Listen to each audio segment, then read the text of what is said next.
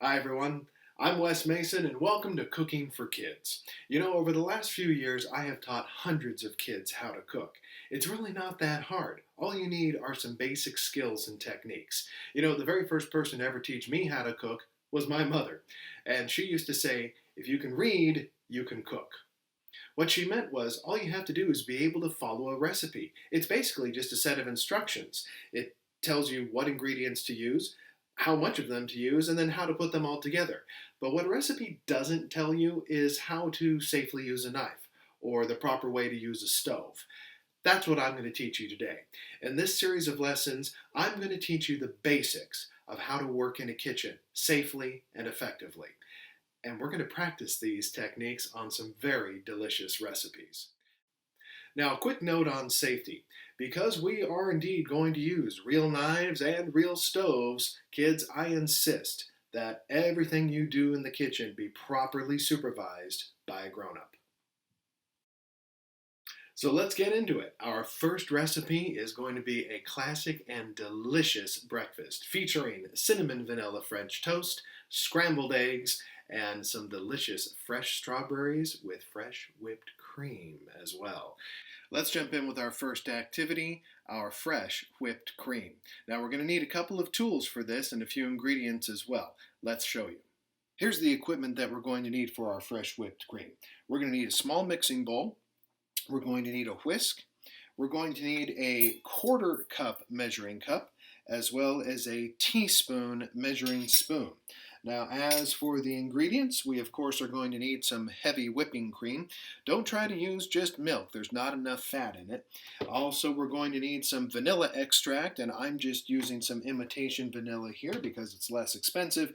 And then finally, we're going to need some sugar. Now, the key technique that we are going to practice during this exercise is whisking. We are cooking with air. We're bringing air to the party. Kids, you know how when you jump in a swimming pool and you come up to the surface and you get that first breath of air, there are a bunch of little bubbles coming up all around you? That's because that air was touching your body and you took it into the swimming pool with you. Well, when we whisk our cream, it's very much the same thing. We are going to have that cream here in our bowl, which will be in a liquid state, and we are going to whisk in a circular pattern like this, where the whisk goes in and out of the cream. It's just like you jumping into that swimming pool again and again and again. Except in the swimming pool, the air bubbles just traveled up to the surface, popped, and went away into the atmosphere. In the heavy cream, because of all that fat, the air is going to get trapped. And that's how we're going to convert that liquid cream into a foam. First thing we're going to do is measure out our cream. And for this recipe, we're going to need 1/4 cup. Now, kids, you'll note that as I measure out my ingredient, I hold my measuring cup over my bowl. That way, just in case I happen to accidentally spill, it's just going to wind up in the bowl, so no harm, no foul. There is my 1/4 cup of cream. Next up, I'm going to do 2 teaspoons of sugar. And I'm just going to scoop that off. Notice how I just give the sugar a little tap, get a nice level measure right there. There's 1 and 2. Now after that, then we're going to go with our vanilla extract. Again, pouring this right over the bowl. So just in case I accidentally spill and, oh darn, oh look, oh I put in too much vanilla. Oh, what a terrible mistake. No, it wasn't. I can't believe I put in that much vanilla. Yes, I can. I did it on purpose. All right, let's get to whisking. Now remember, we want to not just stir. We're not just stirring. This is stirring. That's not going to bring enough air to the party. I'm going to give my bowl a little tilt. I'm going to hold my whisk like I would hold the handlebar on my bike. Some people like to hold the whisk like they hold a pencil. Personally, I like this posture. I like this position because I feel like I can get a little more strength. Now, I'm going to take this whisk in a circular pattern, and I'm just going to make it follow the pattern of the bowl, the shape of the bowl here. So every time my whisk goes into the cream, it comes back out, in and out, and in and out. Do this for a few minutes, and we're going to have fresh whipped cream.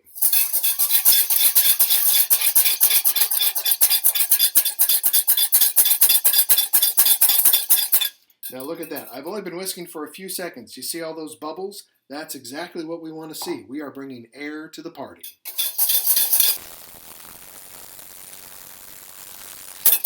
All right, our cream's getting thick, but it's not quite there. Let's keep going. Oh, we're getting very close. We're almost there. Oh, I think we've got it. Look at that.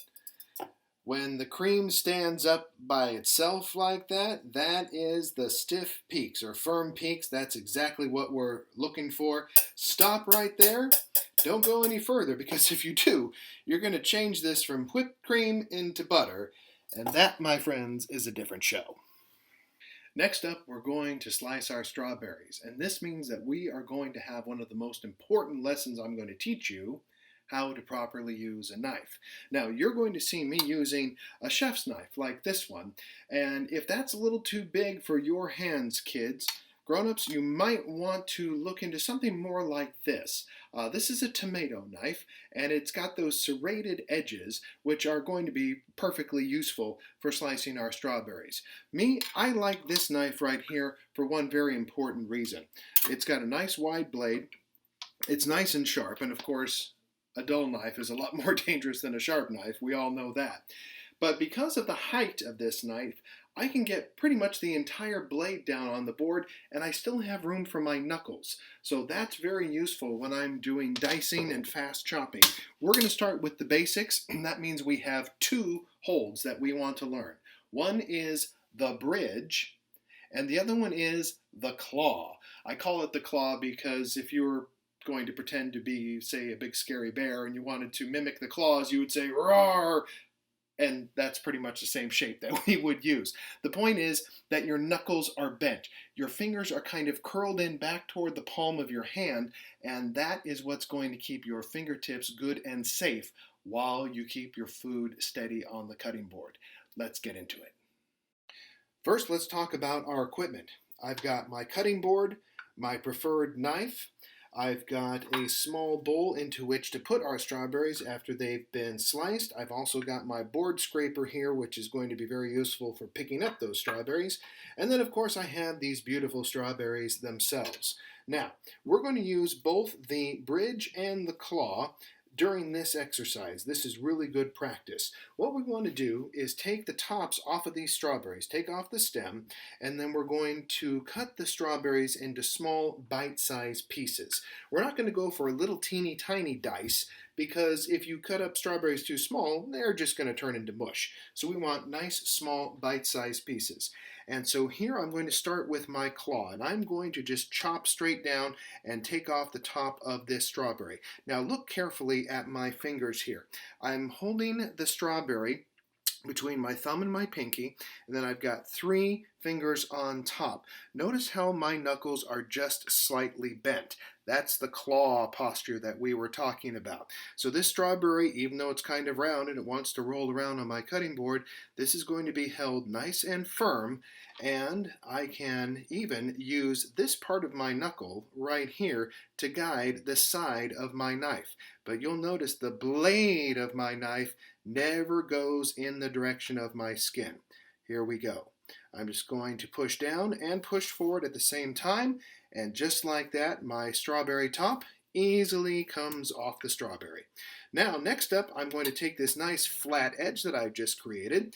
I'm going to put that flat side down on the cutting board, so now my strawberry is a lot more stable, and now I'm going to use that bridge hold to slice my strawberry in half. Now with the bridge hold, we call it a bridge because when you put your fingers down, it looks like you just built a bridge right over that piece of food.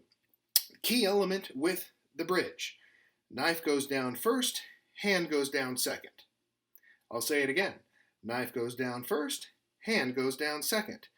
Friends, if you reverse that, and if you go hand first and knife down second, wah, wah, wah, wah, that is no bueno.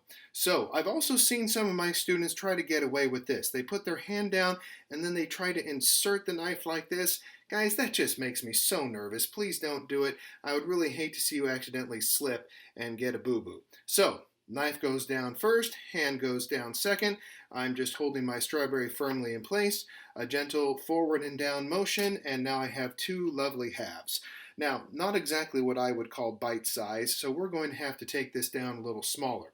I'm going to use my bridge one more time, and I'm going to take these two halves and turn them into 4/4. Now I'm going to use my claw one more time, and watch this. I'm going to cut 2 pieces at a time. I'm going to hold the back of the strawberry. There's 1 slice and 2 slices. And now we are seeing some nice small bite-sized pieces of strawberry. So let me do this a few more times to help you practice. There we are. And now we have the small bite-sized pieces of strawberry that we're looking for. I'm going to get those out of the way, and I'm going to do these other 4 strawberries real quickly here, just so that you can see the practice again. So take off the top. Use my bridge to slice in half. Turn those halves into 4/4 using my bridge. Again now, use my claw to get some nice small bite-sized pieces. And we'll move on to the next one. I'm just flicking those strawberry stems into my sink, which is off camera here. There we go. This is a smaller strawberry, so probably just give those each 1 cut to get the little pieces. Love these beautiful fresh strawberries.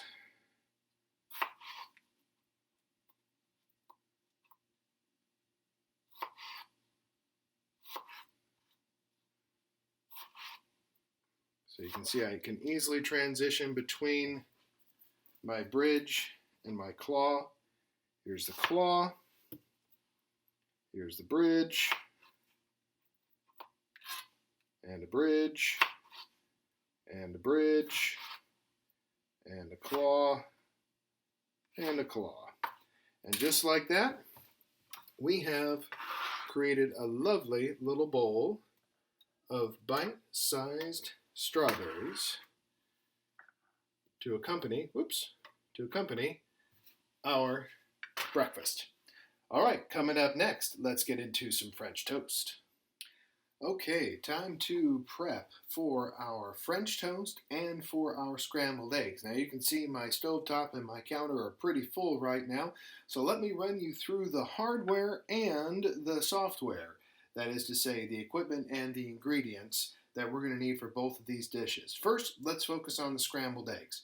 I've got a small non-stick skillet here, and I've got a small bowl scraper that I'll be using to stir up those eggs as they cook. I've got a small bowl in which I am going to whisk up 2 of these 3 eggs that you see sitting here. I've got a little salt and pepper that are going to go straight into that mix. I'll talk about that later. And then hiding back here behind this bowl, I've got some lovely shredded cheese. Just a little Jack and cheddar mix right there, because I love little cheese with my scrambled eggs. You also notice I already have a pat of butter in both of my frying pans here. Just got that ready to go, but the heat is not yet on. So that's pretty much it for, oh, and then a whisk. I should mention the whisk. We're going to need that to whisk up the eggs before we put them into the pan. Now, as for the French toast, again, I've got a medium-size non-stick pan, again with a little butter already in it, ready to go. I've got a largest spatula for purposes of flipping that toast. And then I have my whisk again, which will be used to stir up those ingredients in the bowl. And speaking of the ingredients, I am going to need a 1/4 cup of milk, a 1/2 teaspoon of ground cinnamon, and a teaspoon of our vanilla extract, followed up with just 1 egg, and lastly, of course, 2 slices of bread. Now, a quick note on bread. Some people will tell you that in order to really make the best French toast, you have to use stale bread. And if you don't have stale bread, you should take your fresh bread and leave it out on the counter overnight. And the idea is that the staleness means that the bread dries out and that it's going to soak up more of your batter before you put it into the frying pan. People, don't let that bother you. If your bread is fresh, please do not let it stop you from enjoying a delicious breakfast. The fresh bread is going to work just fine. So there is a quick review of our ingredients and our equipment. Let's jump into it. Now, I'm going to end up cooking these two simultaneously. Kids, if that's a little too challenging for you, just do one at a time. It's perfectly fine. Do the French toast first and then follow it up with the eggs. In the interest of time, I'm going to try to do both at the same time here. So I'm going to get my eggs ready to go, even though I'm going to start cooking the French toast first. So I'm going to take my eggs, I'm going to crack them and put them right here into this small mixing bowl, 2 of the eggs. Now, you'll see I've got a paper towel right here. That's because I don't like to crack my eggs on the side of the bowl like this. Do you see that little lip there on the side of this bowl? That means that that lip is just going to push the eggshell into my egg, and there's a good chance I'm going to have to deal with little bits of eggshell shrapnel down here in my bowl, and I don't enjoy that. So if I do get a piece of eggshell in here, I'll give you a hint. Use the rest of the eggshell as a scooper to get out that little errant piece, that little piece that got down in there that you don't want. Don't try to get it with your finger. Don't try to get it with your spoon, because that little piece will just run away from you all day long. So I'm going to crack here on a flat surface, in this case my countertop, on top of this lovely paper towel. Give that a little whack. Drop my egg right in the bowl. No shell in there. And just tossing my eggs into my sink where I'll deal with them later. And there's another egg right down in there. Lovely. And that goes away. I'm going to rinse off my hands real quick because, of course, we want to practice good food safety. Got raw egg on my hand. Just going to give that a quick wash and a quick dry, and we're right back on camera. Now, when it comes to seasoning our scrambled eggs, yes, we could cook our eggs and then put on some salt and pepper, but I say, why only season the top layer of the eggs? Let's get the seasoning right down inside. So I'm just going to shake a little salt into my hand here to make sure I don't get too much. That looks like about right for me. A couple of eggs worth. Drop that right there into the bowl. Next up, a little fresh ground pepper. There we go. And our seasoning is done. Next up, we're going to give these eggs a beating.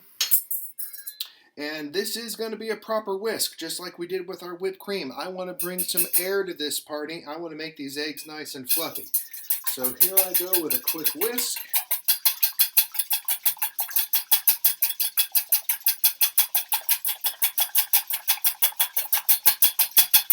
All right, and those are ready to go. See all the bubbles in there? I brought a bunch of air to that party, and that's going to make them nice and fluffy. Some people like to add other ingredients as well. We're just going to keep it simple. Now I'm just going to give my whisk a quick rinse here because I'm going to need that to whisk up my batter for my French toast, and I don't want that savory flavor of the salt and pepper going into this big bowl. So let's get into it now. We've got egg, milk, cinnamon, and vanilla extract going into our big bowl, and because they're all getting mixed up, you would think it doesn't really matter what order things go into the bowl. But I say, no, I do believe that it does matter because you want to put the egg in here first, and I'll show you why. What color is the eggshell? It's white. What color is the milk? It's white. If you were to put the milk in first and then the egg, you could end up getting eggshell in there that would then be camouflaged with the white milk, and you would never know the eggshell is in there. And then you would get that really icky, yucky crunch on your French toast that we don't want. So I'm going to do my egg first. Give that a little whack on my countertop. There we go. No shell in the bowl. One more time. Just going to, pardon me as I block the camera. I'm going to rinse off my hands again. There we have it.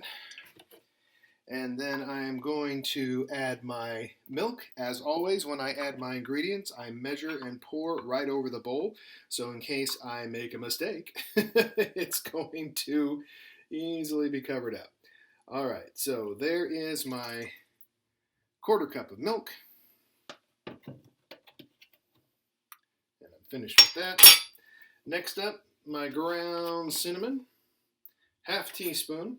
To get this, I'm going to start by taking my spoon upside down, inserting that into the container, turn it right side up, and just knock it off a little bit there so I have a nice flat scoop, precisely 1/2 teaspoon of ground cinnamon, followed up by my teaspoon of vanilla extract. Again, measuring it right here over the bowl. Oops, did a little too much extra. Oh darn. Not really. I did it on purpose. Okay, so there are our ingredients for our French toast batter. Now, about this time, I need to start getting this pan heating up. So I am going to turn on my big pan here in this back burner to medium heat, and you're going to start to see that butter melting. Now I am going to grab my whisk, I'm going to pop that yolk, and I'm going to give these ingredients a good stir. Now this is not so much about whisking per se. I don't really need to bring air to this party. I just want to make sure that these ingredients are very thoroughly mixed. And I'm going to leave my whisk sitting right here because immediately before I take this bread and dip it into the bowl, I want to give that thing one more stir. I want to give that batter one more stir because as it just sits there for a couple of minutes, that cinnamon will have a tendency to kind of settle. And I want to make sure that the cinnamon is mixed evenly all throughout the batter so that I get the same coating, even coating on all of my pieces of bread. Now I'm just going to do 2 pieces of bread. This recipe would do about 4 pieces. I'm just using a nice soft potato bread here. I'm very fond of this. You can use any kind of bread that you like. Now, when we dip the bread in the batter, we're going to use a little technique that I call the dip it, grip it, and flip it.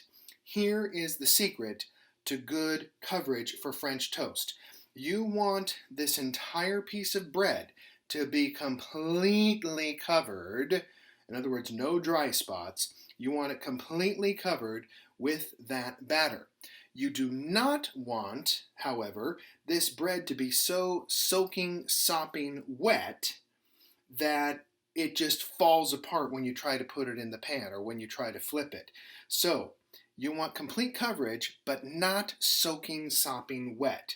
And that's why we employ the technique that I call dip it, grip it, and flip it. In other words, we're going to dip this bread in there. We're going to give it a little pat down with our fingers to make sure that the bottom side is completely coated. That's the dip it. Then we're going to grip it with our fingers. You are going to get batter on your fingers. Don't be afraid of it. Don't be timid of it. Just grip it, flip it, and then you're going to dip it one more time. So I guess that's actually dip it, grip it, flip it, dip it, if you want to say it that way. You're going to pull it out, give it a quick inspection, make sure that both sides are very evenly coated, and then we will gently lay it down in our pan. Now, as you can see, our pan is starting to warm up. Our butter is starting to melt. So I'm just going to give that a little help by tilting the pan around here and making sure that the butter coats all of the bottom of that pan. That's what we want to see, good even coating. Now the butter not only offers up some very nice flavor, it also aids in the browning, and we're going to talk more about that in just a second. But right now you can see my cinnamon has started to settle. It's actually, I shouldn't say settle, I should say floating.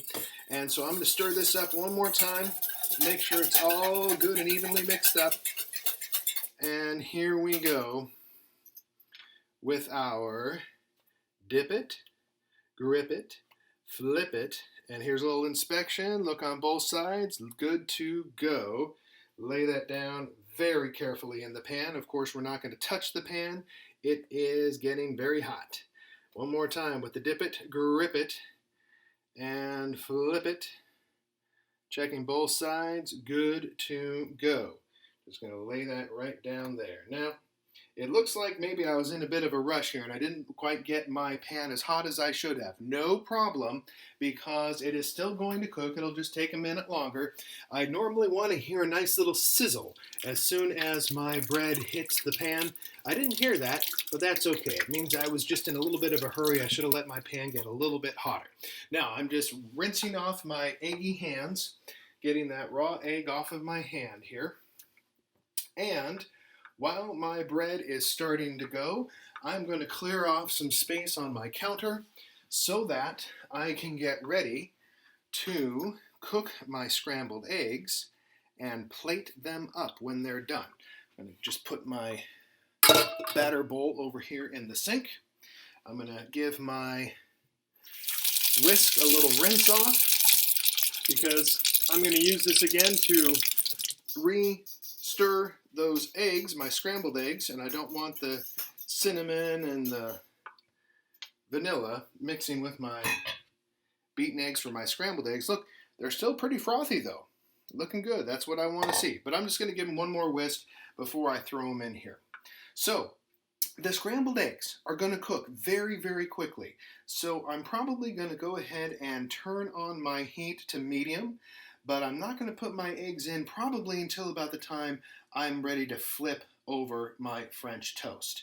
And the trick about scrambled eggs is this. They are so easy to overcook in the pan. If they look done in the pan, they're going to be overdone on the plate. It's so true because we're going to put a lot of heat into these eggs. And there's a factor that we call carryover. And what happens is even after you take the eggs out of the pan and you put them on a plate, well, there's still a lot of heat in those eggs and they're actually still going to continue to cook a little bit right there on your pan. So we're going to take the eggs out of the pan before they look done. They're still going to be just a teeny bit wet. I'm going to throw that cheese in there. I'm going to get the cheese all mixed up and get it good and melty. That's the way I like it. And we're going to make sure that the eggs are properly done, which means we got to take them out of the pan just a little bit sooner than you think you really need to. So in order to prepare, I'm going to grab my plate here and I am going to get that ready to receive my French toast and eggs. My French toast is sizzling. Oh my goodness, I hope your kitchen smells as good as mine does right now. I'm getting the aroma of the butter and the vanilla and the cinnamon right here. That is absolutely marvelous. I'm going to get my milk back in the fridge while I'm waiting. No sense in keeping that out. By the way, I put my whipped cream into the fridge as well. And you know what? While I'm waiting for my toast to cook, why don't I just go ahead and plate up that part of my breakfast. Here is our lovely bowl of strawberries. Here's our lovely whipped cream that we whipped up. I just transferred it into this bowl because I needed this one for the eggs. I'm just going to take a nice healthy scoop of that. Kind of funny to say healthy when you're talking about whipped cream. So let's just get a little more and we're just going to go bloop, right on top there. Absolutely gorgeous. We should probably do a little quality control, don't you think? Let's do. Yep. That'll do. Oh my, is that yummy.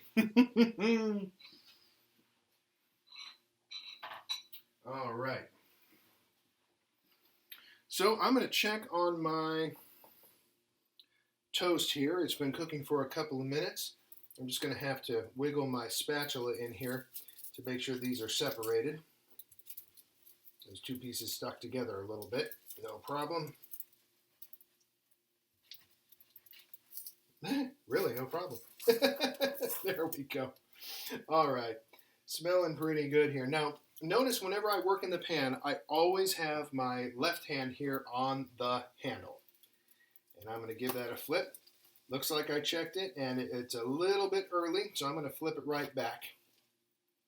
What I'm looking for is a nice golden brown crust. And there's a scientific term for that. It is called GBD. Golden, brown, and delicious. No, I'm just kidding. That's not the scientific term. That's my term. The scientific term is actually the Maillard reaction.